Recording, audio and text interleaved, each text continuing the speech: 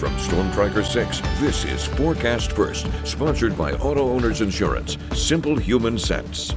Most of mid-Michigan seeing some heavy snow showers this afternoon, but we still have a couple of rain showers occurring for those of us along and south of I-94.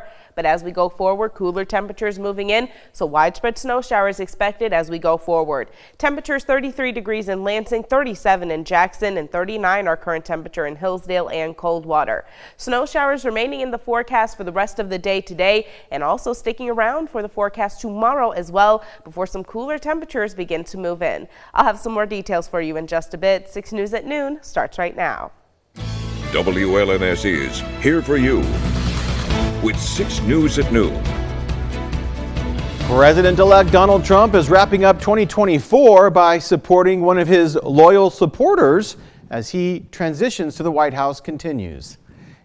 It's our top story at noon. Hello, and thank you so much for joining us. I'm Jorma Duran. Megan is off today.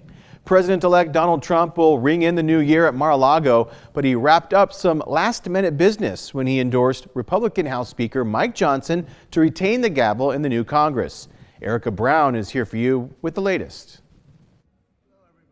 Happy New Year. President-elect Donald Trump will host his annual New Year's Eve bash at Mar-a-Lago this evening. It's his last big party before moving to the White House in 2025. But Trump's focus turned further down Pennsylvania Avenue to Capitol Hill, where the House Speaker's race will be the first order of business when the new Congress convenes on Friday.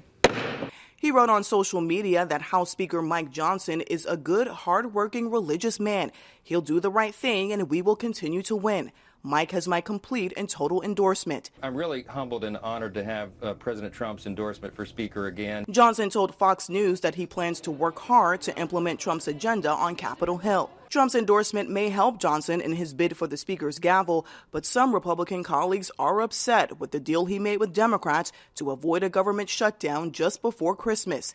Several Republicans have not committed to support Johnson, and Thomas Massie from Kentucky says he is a no vote. Johnson can only lose one Republican vote and still get the majority vote needed to win. We're in constant conversation about all this. I think that those members and all of them want to be a part of these solutions. They made big promises to their constituents in this campaign cycle, and we've got to deliver upon them now. The House cannot vote on anything else until a speaker is elected. Erica Brown, CBS News, Washington. When the last Congress gavelled into session in 2023, it took 15 votes over 4 days for former Speaker Kevin McCarthy to win the gavel. The CDC is reporting that cases of norovirus soared nationwide during the first week in December. In fact, stats show it was more than double the highest number recorded across America since 2021. In Michigan, close to 1,400 cases of norovirus are on record this year. The illness is very contagious and causes vomiting and diarrhea because your stomach and intestines become enlarged and irritated. Other symptoms include fever, headache, and body aches. Touching contaminated surfaces is one of the most common ways the illness is spread. It's particularly dangerous in children under the age of 5 and among the elderly with weakened immune systems. Tons of New Year's Eve festivities will take place tonight, and while authorities want you to have fun with family and friends, they warn it's also important to be safe. Last year, there were 297 roadway deaths in Michigan involving alcohol use.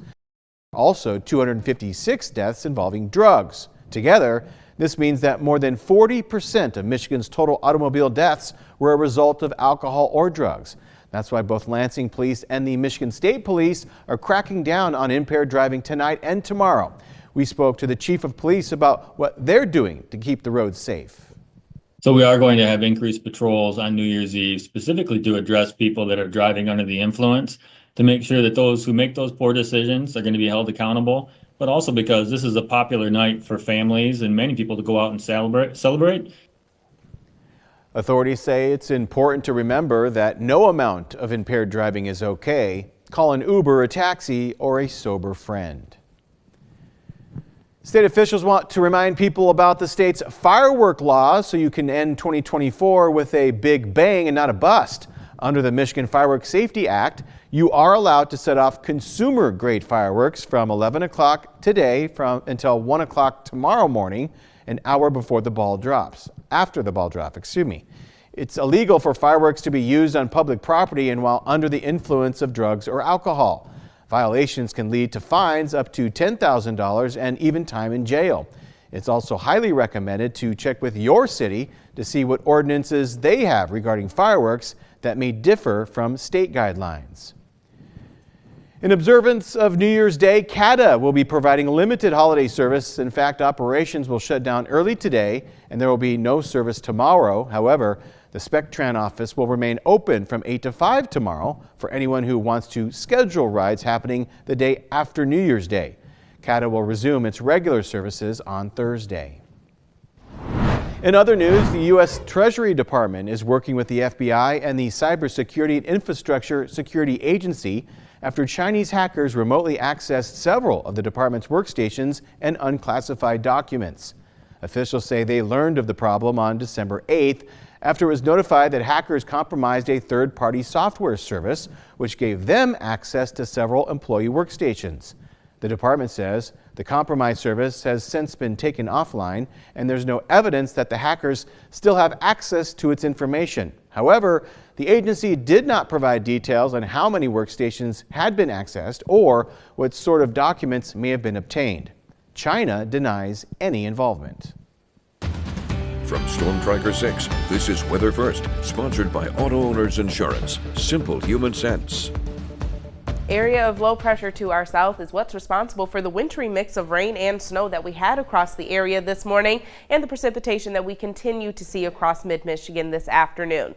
For those of us north of I-94, we are dealing with a couple of heavy bursts of snow across the area, specifically in and around the Lansing area. South of that boundary, temperatures are still above the freezing mark in the mid to upper 30s, so we're just looking at widespread light rain showers at this time, but eventually everyone will see the chance for snow as we move throughout the second half of the day. Again, heavy bursts of snow will be possible as we move into the evening hours between 4 and 8 o'clock, likely going to be the time frame for those heavy bursts of snow to occur, and they will not only be slightly reducing visibility across the area, but that's when we're likely going to start to see some slushy accumulations on the roadways, not only impacting our Tuesday evening commute, but overnight tonight with temperatures falling below freezing and snow continuing to fall, all of that moisture going to refreeze over, so some slick conditions also going to be possible on your way to and from any of your New Year plans that you have. As we move into New Year's Day, area of low pressure passes off to our east, but it's still going to be bringing some really cold air into the area, and that's going to turn up a couple of lake effect snow showers, but we're not going to see anything significant in terms of accumulations by that time. Even today, widespread accumulation is going to remain relatively minimal, anywhere between 1 to 2 inches by the time we finish off our Tuesday. For tomorrow's round of lake effect snow, I really do think we're only going to see a trace amount in terms of additional accumulations across the area. However, after this, we are going to be gearing up for some pretty big changes going forward. We are going to be dry for most of our 6-day forecast, but it's going to come along with a really big cool down. Long range temperature outlook shows that temperature is likely going to be well below normal, not only for much of the Midwest, but for much of the central and eastern portions of the United States as we move into the first few days in the month of January. Outside right now, you can see those heavy bursts of snow flying over towards the capital. It is just slightly reducing visibility across the area, but we're still above that 1 mile mark. Normally when we get below that, that's when we start to see some significant impacts on the roads. Temperatures 33 degrees in Lansing, winds at 10 miles per hour coming out of the north-northeast, dropping our wind chill temperatures down to 25 degrees. Similar situation over in Grand Ledge. You can see the visibility beginning to drop in the background over here. We've seen winds gusting up to 10 miles per hour in Grand Ledge thus far. However, no sustained winds being picked up by our sensor, so our temperature and wind chill temperature in Grand Ledge both sitting at 33 degrees. We're at 37 in Jackson, feeling like we are in the upper 20s, and we are dry as of right now in Hillsdale, but rain showers going to be returning in the next few hours, and then widespread snow by this evening. Temperatures, however, in Hillsdale consistently have been nice, currently sitting at 40 degrees, a peak wind gust of 27 miles per hour thus far. High temperatures for today will be topping out in the mid-30s, so there is going to be a considerable amount of melting that occurs across the area, but wind chill temperatures will remain in the mid to upper 20s as we go throughout the rest of the day. Our 6-day forecast shows this is going to be the warmest day that we have as we move into the new year. Yes, we are going to be above freezing, but not by much, and then of course by Thursday, those high temperatures dropping down into the 20s. It is snowing outside. Yeah, you know, I thought it was going to be like the light snow helping Yeah. make it a little festive. This is a little frightful, it looks Yeah, like. and a lot of people can't really see right behind you, but it is coming down outside. Yeah, you're going to need the Yeah. snow shovels after this one. 100%. All right, thank you very much. Well.